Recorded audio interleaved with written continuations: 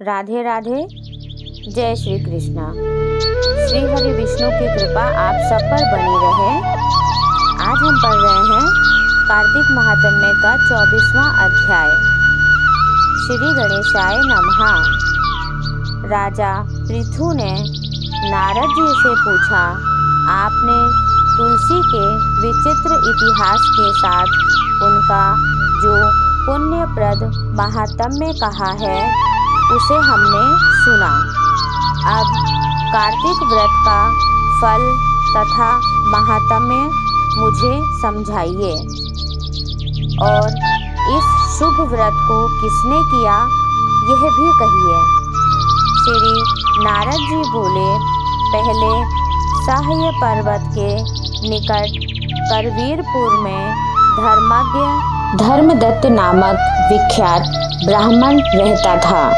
वह विष्णु भगवान के व्रतों में तथा भली भांति उनकी पूजा में तत्पर रहता था और द्वादशाक्षर ओम नमो भगवते वासुदेवाय नमः मंत्र का जप और अतिथि सत्कार में तल्लीन रहता था। एक समय वह ब्राह्मण कार्तिक मास में विष्णु भगवान के जागरण के निमित्त एक पहर रात शेष रहने पर विष्णु भगवान के मंदिर में गया। वह विष्णु भगवान की पूजा सामग्री लेकर पूजा करने के लिए जा रहा था। तभी उस समय एक बड़ी भयंकर राक्षसी को, जो बड़े बड़े दांतों वाली जीभ लपलपाती हुई, भीतर घुसे लाल लाल नेत्रों वाली, मांस रहित शरीर वाली, बड़े बड़े होंठ, मुंह से घर घर शब्द करने वाली उस भयंकर राक्षसी को देखकर भय से उसका शरीर कांपने लगा। उस ब्राह्मण ने डरते डरते पूजा सामग्री और जल से उस राक्षसी को मारा, क्योंकि तुलसी दल सहित जल से विष्णु भगवान के नाम को स्मरण करते हुए उस राक्षसी को मारा था। तो इसी कारण उस राक्षसी के जन्म जन्मांतर के सारे पाप नष्ट हो गए। अनंतर वह पूर्व जन्म के कर्मों के फल को उसके कारण प्राप्त उस राक्षस योनि को स्मरण करके ब्राह्मण को दंडवत प्रणाम करके बोली, कलहा ने कहा, हे विप्र, पूर्व जन्म के कर्मों के फल से मैं इस अवस्था को प्राप्त हुई हूँ। अब मैं इस पवित्र दशा को कैसे प्राप्त हो गई हूँ? श्री नारद जी बोले, उसको इस प्रकार प्रणाम करते और अर्थ वर्णन करते देखकर वह ब्राह्मण अविस्मित होकर कहने लगा। धर्मदत्त बोले, तेरी यह अवस्था किस कर्म फल के कारण हुई और पूर्व जन्म में तू कौन और कहाँ की रहने वाली थी? तेरा चरित्र कैसा था? यह सब मुझसे कह। कलहा ने कहा, हे ब्राह्मण, सौराष्ट्र में भिक्षुक नामक एक ब्राह्मण रहते थे। निष्ठुर स्वभाव वाली कलहा नाम मैं उसकी भार्या थी।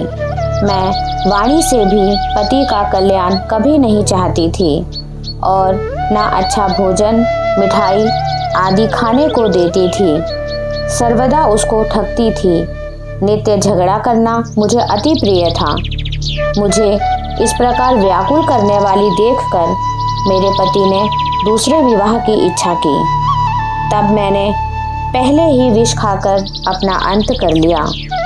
मरने पर यमदूत मुझे बांधकर बारंबार मारते हुए यम के पास ले गए। यमराज ने मुझे देखकर चित्रगुप्त से पूछा, हे चित्रगुप्त, देखिए इसने क्या कर्म किया है। जो इसने अच्छा बुरा कर्म किया है उसका फल ये भोगेगी। कलहा ने कहा, चित्रगुप्त ने मुझे धिक्कारते हुए कहा, इसने कोई शुभ काम नहीं किया है और अपने पति को अच्छा भोजन ना देकर स्वयं अच्छा भोजन खाया करती थी, इसलिए यह अपनी ही विष्ठा खाने वाली होगी। पति को देखकर शत्रुता रखती थी, इस कारण इसका शुक्री का जन्म होगा। इस कारण यह विष्ठा भक्षण करती हुई शुक्री योनि में उत्पन्न होगी और अकेले ही पाक के बर्तन में भोजन करती थी इस कारण यह अपने बच्चों को खाने वाली बिल्ली होगी। इसने पति पर क्रोध कर आत्मघात किया। इस पाप से यह घृणित प्रेत योनि में निवास करे। अब अपने दूतों के द्वारा इसे मरुस्थान देश में भेज दीजिए। वहाँ यह बहुत दिनों तक प्रेत योनि में रहकर फिर यह पापिनी तीनों योनियों का भोग करे। कलह ने कहा, वहीं मैं 5 वर्षों से अपने कर्मों के द्वारा भूख प्यास से नित्य दुखित होकर प्रेत योनि में हूँ। भूख और प्यास से अति पीड़ित होकर एक वैश्य के शरीर में प्रवेश कर मैं कृष्णा और वेणी नदी के संगम पर इस देश में आ पहुँची हूँ। इसके शरीर में रहती थी और वहीं से शिव और विष्णु के दूत ने बाहर निकाल दिया। फिर हे द्विजोत्तम, मुझ भूखी प्यासी को आप दिखाई दिए। मेरे ऊपर आपके हाथ से तुलसी जल का छींटा पड़ गया और इससे मेरा सब पाप नष्ट हो गया। हे विप्रश्रेष्ठ, आप कृपया कर बताइए कि आगे होने वाली 3 योनियों से और इस प्रेत देह से मेरी मुक्ति किस भांति होगी। ब्राह्मण ने कलह की इस प्रकार की वाणी सुनकर उसके कर्मों के परिपाक से स्वयं चकित हो और दुखी हुआ और उसकी ग्लानि देखकर उसका मन पिघल गया। तब ब्राह्मण थोड़ी देर ध्यान में चुपचाप होकर दुखी भाव से कहने लगा। 24वां अध्याय समाप्त। यदि आपको ये वीडियो अच्छी लगी है तो वीडियो को लाइक और चैनल को सब्सक्राइब जरूर कीजिए। मिलते हैं अगली वीडियो में।